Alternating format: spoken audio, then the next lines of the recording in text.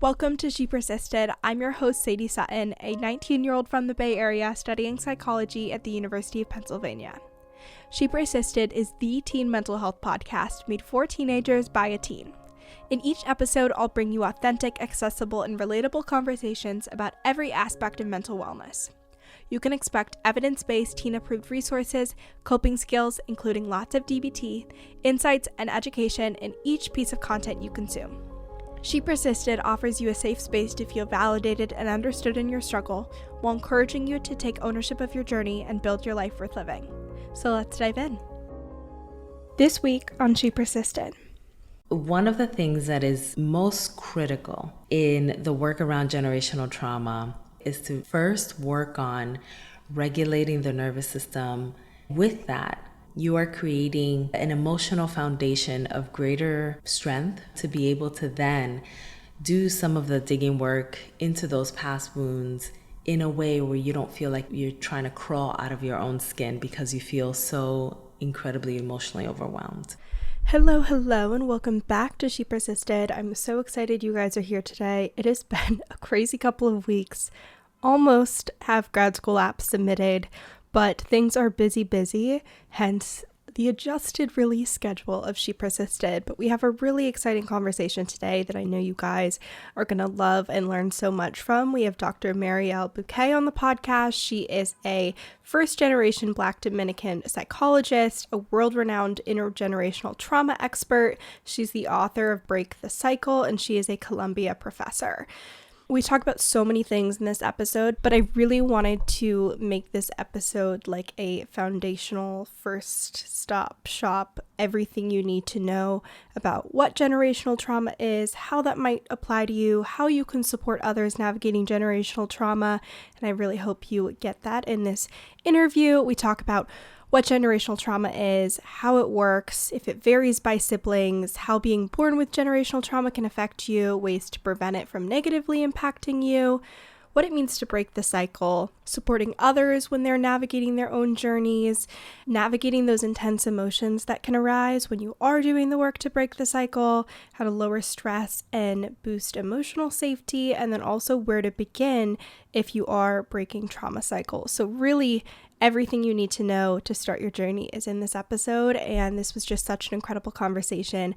So grateful to have had this conversation with Dr. Buqué, and I hope you guys love this as much as I did. We'll dive in, but as you guys know, if you enjoy the episode, share with a friend or family member, tag me at She Persisted Podcast, all the things. I hope you guys are having a good fall, and with that, let's dive in. Thank you so much for coming on She Persisted. I'm so excited for this conversation and to pick your brain about all things intergenerational trauma. I think it's something that young adults are starting to become aware of, but it's not something that they fully understand. So I'm really excited to get your insight and expertise in this conversation. And I'm so excited to join you in this conversation, especially, in talking about the incoming generation and ways that we could proactively learn about generational trauma. So thank you for having me. Of course. To get things started, I would love to hear a little bit about your background and how you came to be an expert in generational trauma and work in the mental health space. Yeah, working in the mental health space is actually something that happened a little bit more by happenstance. I was volunteering while I was still an ad executive in New York for a couple of years. And in that volunteer work, I actually realized that being able to help folks from the perspective of mental health was an option, which I didn't actually know prior to. And it was something that, it just became cemented in me of wanting to do. But fast forward into when I was then getting my clinical training, a lot of the training and a lot of the clients that I had the pleasure of working with was centralized around trauma and centralized around generational trauma, but we were actually not using that language because it's such a new language within the field of mental health that we weren't necessarily really understanding that that's what we were working with in the room. We, in essence, just thought, okay, there's this person that's been depressed for decades, but not really realizing that there's a root to that depression. There's something that's happening that's feeding the depression and not allowing it to subside. And so that's when I started becoming really curious about what else is there that we're not naming and we're not working through that's going to be really essential to create sustainable healing. For people that are not familiar with generational trauma, can you explain to us how that works, how far back it goes, and then we'll talk about breaking that cycle. But how do you define generational trauma?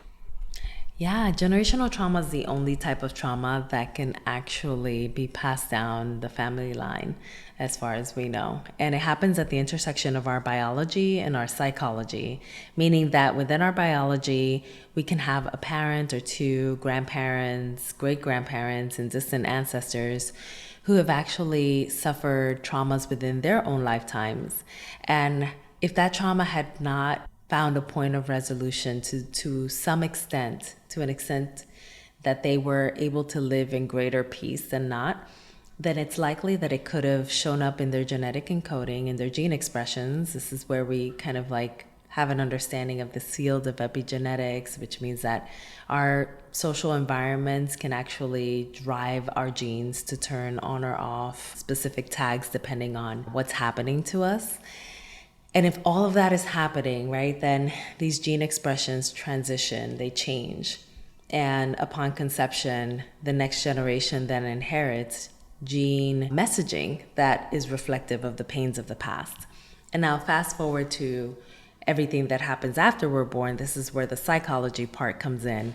And if we're born into a home maybe where there's emotional chaos, it's rampant and relentless, or if we have a parent or two who themselves are living in trauma and aren't really attuning to us, or if we have, an experience of bullying in school, or if we have a turbulent relationship that has toxic elements, or if we have a pandemic that we had to struggle through and really suffered a number of losses through it, all of this then factors into our psychology and what now with this emotional vulnerability that is biological, it can get triggered into being a trauma response and then making us now the new bearer of generational trauma. For listeners that have siblings, is generational trauma going to be consistent for each child, or is it more dependent on, like you said, that psychology and those subjective experiences of what people go through? What an excellent question. I really appreciate this question. And although we don't have really a ton of sibling studies, there's a lot of studies in the field of psychology, which I'm sure you already know, that have twin studies especially. And twin studies are used in order to really kind of have an understanding of what transpired that could have impacted one child versus the other. But what you're saying is indeed true. A person's circumstances and their own capabilities will factor into how a person internalizes trauma versus not, because we can have one sibling that is in a really turbulent and dysfunctional relationship that could upend their life, and the other sibling have a series of healthy relationships that don't actually trigger that trauma response. So it is contingent upon the person's social environment, but what we do know is that biologically, it is likely that, two individuals coming from the same womb and the same kind of genetic makeup could have a similar genetic or at least biological process. I'm curious what this looks like if you are aware that you have a history of generational trauma in your family.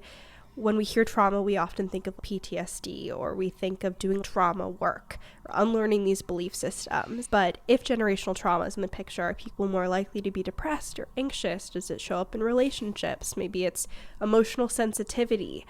What are you predisposed for? I guess that would be the best way to explain it if generational trauma is something that's in the equation. When we look at generational trauma, we're not only looking at those biological vulnerabilities, which of course, could make us predisposed to a host of things.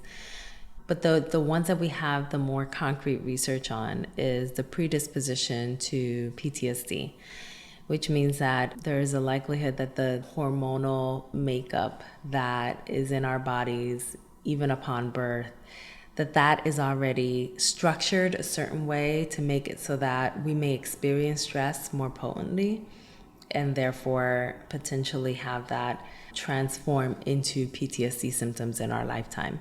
Now, when it comes to generational trauma, there's also, like I mentioned, that psychological aspect of it. So we're also looking at the ways in which there's been potentially modeling within a person's home, where there may have been one or two or several family members that have actually had, let's say, codependent qualities. And those codependent qualities were modeled. And because they were modeled, especially at such a young age where we're ingesting socially, kind of how to be based on what we're seeing the adults do and say in our environment, then it's a greater likelihood that we'll have that, PTSD symptomatology, but coupled with that, we'll also have codependent qualities. And the same goes for a host of other kinds of interpersonal qualities that are also situated in, relational trauma, especially. Before we get into breaking the cycle and doing the work so that this pattern of generational trauma doesn't continue, would love to know what your thoughts are on, I guess, preventative work would be the question. Like, if you aren't necessarily experiencing similar patterns of codependency, or you aren't seeing symptoms of PTSD, but you're aware that there's a history of generational trauma in your family, are there certain resilience factors that can make you less likely to experience these kind of, I guess, examples of generational trauma in your own life, things that you can do, whether it's relationships or coping skills, belief systems, things like that? Mm-hmm. Excellent question. So one of the most important and effective mitigating factors against trauma surfacing in our lives, especially when we're still children, is to have at least one adult in our lives that is persistently there, present, and supportive. So even if we have that experience of that bully in school, that there is someone that's there who we can have a candid conversation with, who can also show us that they can protect us and help us. So it's really important to note that, because the relationship that we have with a safe person can really be helpful in us not then obtaining symptomatology for the long term. But there are also a number of different things that we can be doing, both as a society and as individuals, in order to help mitigate trauma, or to at least ensure that we're getting ahead of it. First and foremost, really kind of as a society, I think it's really critical that we start having very candid and intentional conversations about how to talk about trauma in the school system, in health ed, in other aspects of, sometimes we're in history lessons and we're not talking about the trauma that has been suffered by the individuals that were a part of that historical event. And so things like that I think can be incredibly helpful in us obtaining the language prior to even ever needing it, is a part of that proactive, kind of agenda that I think is really essential.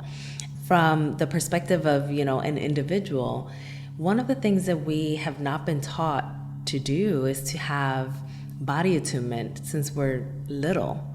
And very often you see, especially right now, I think us millennials are definitely in a place where we are enacting a lot of ways to actually help us to absolve the pains of the past by tuning into our bodies for the first time, because we were never taught in the education system, within our homes. No one's ever taught us to have body awareness, body attunement, and body regulation practices within our day-to-day. And I think it's such a disservice that, I can't even call it a disservice, because quite frankly, somatic psychotherapy and somatics in and of itself hasn't really made its way into the Western world until really very recently. But I think that what we can do with that information, with the understanding that that can be a helpful set of practices that can really help a person to gain emotional resilience, I think that we can have greater conversations about it, to intersperse it into our daily lives, make it more of a lifestyle change, that we could tune in with our bodies when we're having a conversation and see how we're taking in that conversation from an emotional perspective. If we could do more of that, even in a proactive way, it can be incredibly helpful in helping us to feel more settled within our own emotional experiences. Yeah. So breaking the cycle, I think this is one of the things that people are probably most aware of because it's quite a hot topic on social media. I was on TikTok yesterday. You've probably seen this before, where it's like you have the three glasses and it's grandmother, mother, child, and then you're like pouring the water and it's like, this is you breaking the cycle. Everyone is talking about this, but I think there isn't as much of a nuanced understanding of what this actually means and what that work looks like and what that impact looks like for future generations. So for people that aren't familiar, what does it mean to break the cycle? And is that possible? Because we did talk about this biological piece. Yeah, breaking the cycle means that you are going through the number of patterns that are present not only in your family, but many times in your community and even in the larger society, and deciding to actually take on the really, really arduous and complicated task of no longer perpetuating those cycles forward.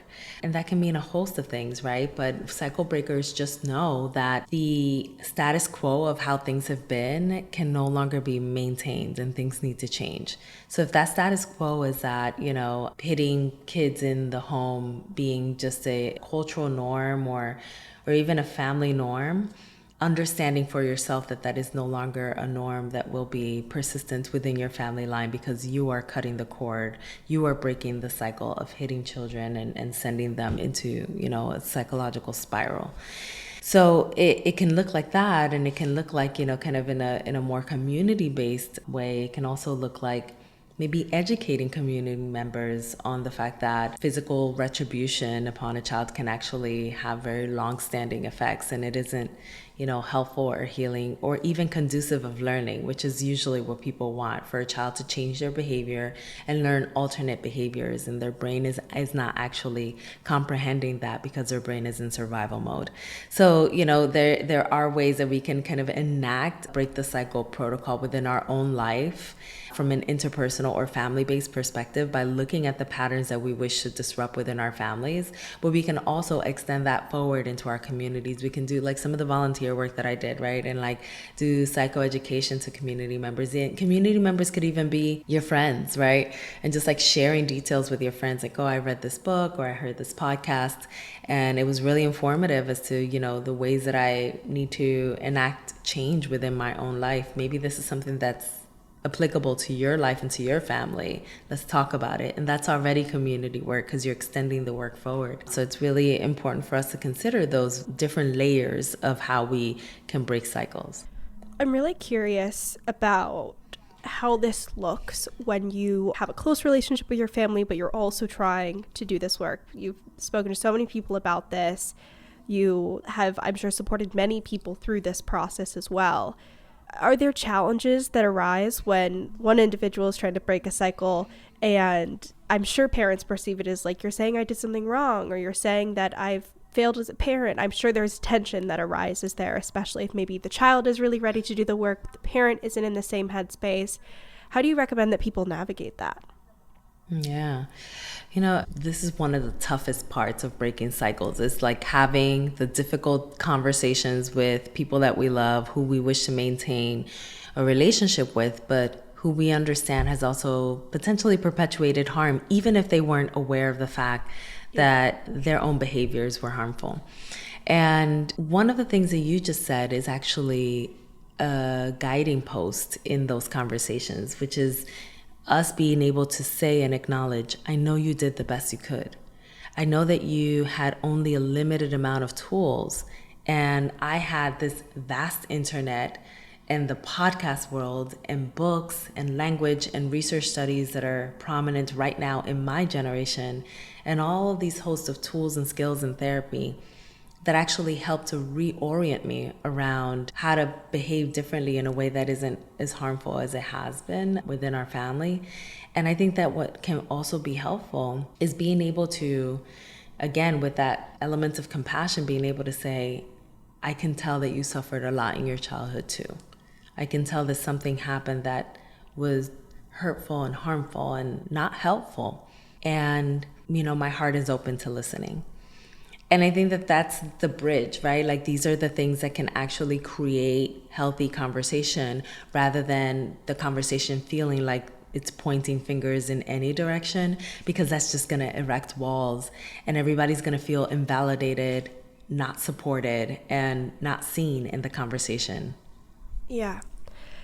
I think one thing that can be challenging about this conversation, that maybe people are less excited about having these conversations on a day-to-day basis. Obviously, we still have a lot of mental health stigma, so we're not having these conversations in line at Starbucks or whatever it is. But I also think there's that element of, we all have these different families of origins and lived experiences. And like you were saying, there can be that gap that needs to be bridged between, okay, I didn't necessarily have that lived experience, but I want to support you in doing this work. And I'd love to understand, and I'd love to be there as a support system. Do you have any advice for people who are in that position where maybe they have a friend or an extended family member or a significant other who is going through this work? They're trying to break generational trauma, but this person maybe doesn't have the family of origin with a similar experience, or they just can't pull from their own experiences when validating and empathizing. Yeah, I find that it can be incredibly helpful to create a community, even if the community is a one-person community, meaning like another person with you, that can actually hear you out, understand your journey, potentially walk that journey with you. I oftentimes speak to even the ways that when I entered this work as a human, as a person, as me, as Mariel, rather than Dr. Mariel, helping others to walk through this path. When I was doing it myself, I decided to be a cycle breaker, co-cycle breaker with my sister and with my best friend. And separately, I would have conversations with each of them about some element of breaking cycles, some way in which I was experiencing triggers from the people around me that perhaps weren't ready to change, and how I could then find my way back to peace. And I think that that was helpful to have that support system. But the added bonus was that because they were also breaking cycles, that I was also being helpful to them. So it was very co-regulating in a healthy, interdependent and not codependent way, while also being very informative in healthy and safe conversations with people that I love and trust, who were also willing to go into the spaces of vulnerability for themselves, but even for me and with me, to be able to break cycles together. I oftentimes tell people, if you can find a co-healing partner, by all means, please, walk the path with them, share the resources with them. If you're listening to podcasts, listen to them and debrief on them. If you're reading a book, read a chapter at a time and then reconnect and find your way into the healing space with someone so that it doesn't feel as lonely, because loneliness can be very traumatic. So we don't want to add trauma to the trauma. We want to be able to create places of safety, of emotional safety, in order for the trauma to have a safe space to be felt. What do you do if those challenging experiences or more traumatic experience, whether it's loneliness or maybe there's conflict as you're navigating this with family, any type of mental health work can bring up lots of feelings and strong emotions. What do you do, and how do you recommend that people navigate those intense feelings that arise throughout this process of cycle breaking? Well, it can be helpful, of course, to have trained mental health professional to work with. And I understand that that's not always a point of access for folks, especially right now with the overburdening of the system, because the system wasn't structured well beyond the pandemic to be able to support as many folks as need support right now. But one of the things that is most critical in the work around generational trauma, and I structured not only my own therapy sessions, but also my book in this way, is to first work on regulating the nervous system, connecting to the body in a way where you and your body are, kind of in unison in learning to default to safety more often than you default to stress and trauma or trauma triggers. And with that season of learning how to regulate, you are creating an emotional foundation of greater strength, let's call it, right? Emotional strength to be able to then do some of the digging work into those past wounds in a way where you don't feel like you're trying to crawl out of your own skin, because you feel so incredibly emotionally overwhelmed. And so that is like step zero really of doing generational trauma work, is like really understanding the ways and the mechanisms and the skills of how to ground, and then transitioning into the work. But the beauty of then transitioning is that you now have a mastery that's been obtained of the emotion regulation skills, so that when you get into that territory of my emotions are going, into 7, 8, 9 of 10, you have the skills that you'll need to regulate. You mentioned defaulting into safety instead of stress. I'm curious what that means, to default into stress. Is it mentally? Is it emotionally? Is it like the way you're speaking to yourself? And then what does that process look like of going to safety rather than stress? Yeah, I think the default to stress, what I mean by that is defaulting to a nervous system state of alarm. So going into, I know that there's expansions that are happening even as we speak of like the different categories, but fight, flight, freeze, or fawn, being like the standing for. And if something happens that's in front of us, for example, we're going to use like a benign example, benign enough. We lose our favorite pen. This pen was gifted by someone that was, very dear to us, and it had our name on it. It was a special pen. Lost the pen. Lost it at the airport. Cannot get it. Of course, it's going to bring up a lot of emotions, and even emotions that are very complex. One might see it as a pen, but that pen carries an emotional connection. That pen is also bringing up loss, and the loss that's been, present for us for a very long time in reference to other things, loss of people, loss of community, loss of, not being in our hometown and transitioning.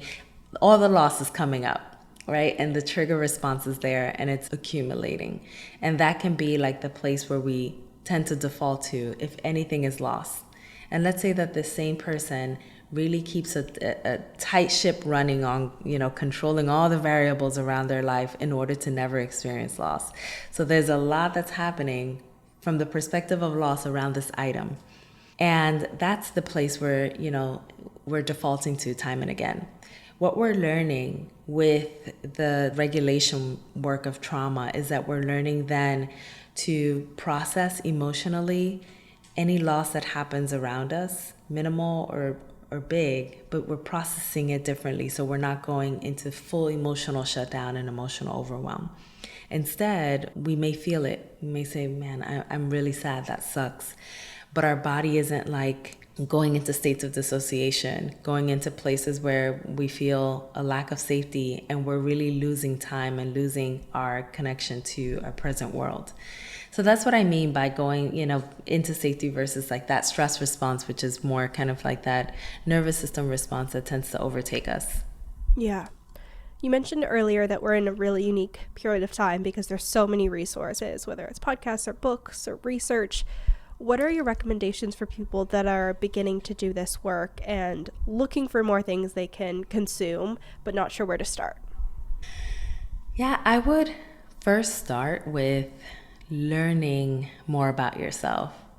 I think it can be incredibly helpful to do things that are it almost seems like it's like 100 years back in time. But sitting outside for a moment without our phones and just looking at trees and breathing in fresh air. There's so much that you can learn about yourself in a moment where you sit in silence that is so incredibly critical to your mental health, that because we are so overconsumed with technology around us, we're not really allotting that time to really getting to know ourselves.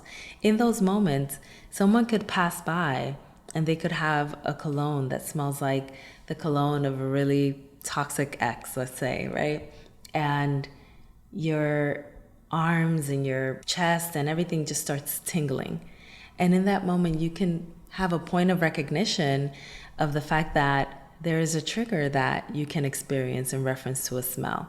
But you wouldn't have otherwise had that understanding if you were, hopping from one train to the next on your phone, and you also had, music playing in your headphones, and you're moving and there's so much happening. You're not allowing yourself an opportunity to get to know yourself in a way that is actually going to inform your healing. Because later on in the healing process, once we start doing the digging work, once we start really reconciling some of those wounds, we're going to need that data in order to understand what we need to work on. Gotcha. I have really enjoyed this. I think people are going to learn so much from this conversation, and I think there's just so much nuance, but you explained it in a really digestible way, especially for people that are beginning this journey. If people want to continue to read your books and consume your content, where can they do that? Well, they can find me at drmarielbuqué.com, and my clinical practice is breakthecycleoftrauma.com. Incredible. Thank you so much. Thank you so much for listening to this week's episode of She Persisted. If you enjoyed, make sure to share with a friend or family member. It really helps out the podcast. And if you haven't already, leave a review on Apple Podcasts or Spotify. You can also make sure to follow along at She Persisted Podcast on both Instagram and TikTok, and check out all the bonus resources, content, and information on my website, shepersistedpodcast.com. Thanks for supporting, keep persisting, and I'll see you next week.